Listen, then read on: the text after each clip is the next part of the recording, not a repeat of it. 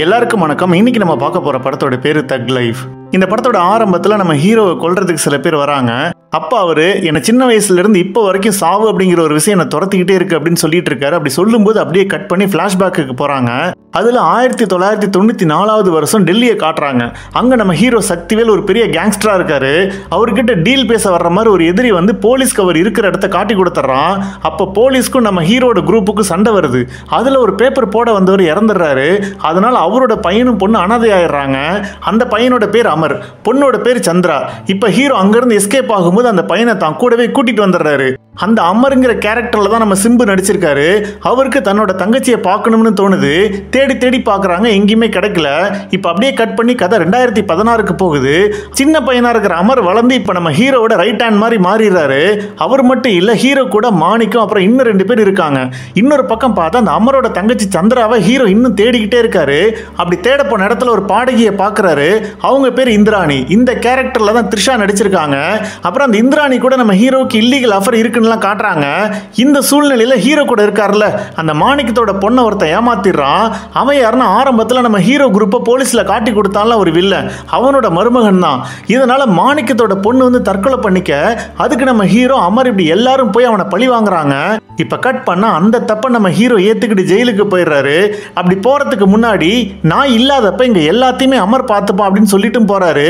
இது கூட இருக்கிறவங்களுக்குலாம் சுத்தமா பிடிக்கல. ஏன்னா அவருக்கு அப்புறம் அமர் தானா அப்படின்ற மாதிரி ஒரு கேள்வி இங்க வந்துருது. அடுத்து நம்ம ஹீரோ ஜெயில இருந்து வெளியில வர்றாரு.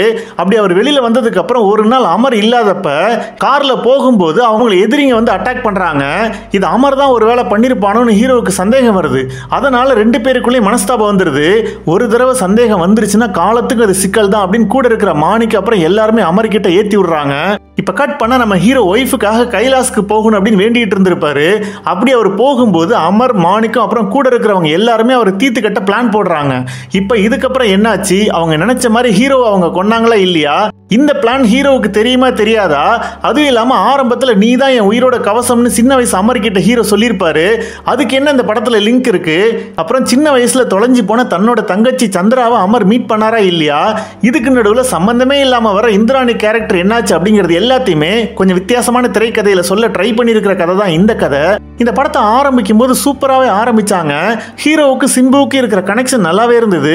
அவரோட தங்கச்சி காணாம போறது, நீ தான் என் உயிரோட கவசம்னு சொன்னதெல்லாம் அழகா ஒர்க் அவுட் ஆச்சு.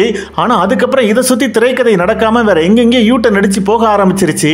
முக்கியமா இன்டர்வல் போர்ஷன்லாம் ட்விஸ்ட்னு நினைச்சவங்க பண்ணிருக்காங்க. அது கொஞ்சம் கூட ஒர்க் அவுட் ஆகவே இல்லை. சரி, ஃபர்ஸ்ட் ஹாஃப் தான் இப்படி இருக்கு அப்படின்னு சொல்லி செகண்ட் ஹாஃபை பார்த்தா அங்கேயும் பெரிய பிரச்சனை தான். கடைசி வரைக்கும் நம்மளால படத்தோட கனெக்ட் பண்ணிக்கவே முடியல.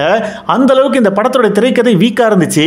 மற்றபடி படத்தில் நடிச்ச நடிகர்கள் அவங்களுக்கு கொடுக்கப்பட்ட கேரக்டர் நல்லாவே நடிச்சிருந்தாங்க. ஆனா எந்த கேரக்டரையும் ஒழுங்காவே எழுதல அப்படின்னு தான் எனக்கு தோணுச்சு. அதனால இவங்கெல்லாம் சிறப்பாக நடிச்சிருந்தாங்க அப்படின்னு யாரையுமே குறிப்பிட்டு சொல்ல முடியல. அடுத்து இந்த படத்துல பெரிய லெவல்ல ஹிட்டான முத்தமலை பாட்டை படத்திலேயே காணா. சரி, கடைசியில போடுவாங்க அப்படின்னு பார்த்தா அதுவும் இல்ல. மற்றபடி படத்தோட டெக்னிக்கல் அம்சங்கள்லாம் நல்லாவே இருந்துச்சு. ஆனா இந்த படத்தோட திரைக்கதை ரொம்ப வீக்கா இருந்ததுனால அவங்க பண்ண ஒர்க்குக்கெல்லாம் பயனே இல்லாம போயிடுச்சு. மொத்தத்தில் இந்த படத்தோட திரைக்கதை ரொம்ப வீக்கா இருக்கிறதுனால நம்மளால படத்தோட கனெக்ட் பண்ணி பார்க்க முடியல. மற்றபடி படம் பார்த்தவங்கள உங்களுக்கு என்ன தோணுச்சுன்னு கமெண்ட்ல சொல்லுங்க. இந்த வீடியோ உங்களுக்கு பிடிச்சிருந்துச்சுன்னா லைக் பண்ணுங்க, உங்க கருத்துக்களை கமெண்ட்ல போடுங்க. இன்னும் இதே மாதிரி வீடியோ பார்க்கணும்னு அந்த சேனலுக்கு சப்ஸ்கிரைப் பண்ணுங்க. மீண்டும் ஒரு வித்தியாசமான கதையுடன் உங்களை சந்திக்கும் வரை உங்களிடமிருந்து விடைபெறுகிறேன். நன்றி, வணக்கம்.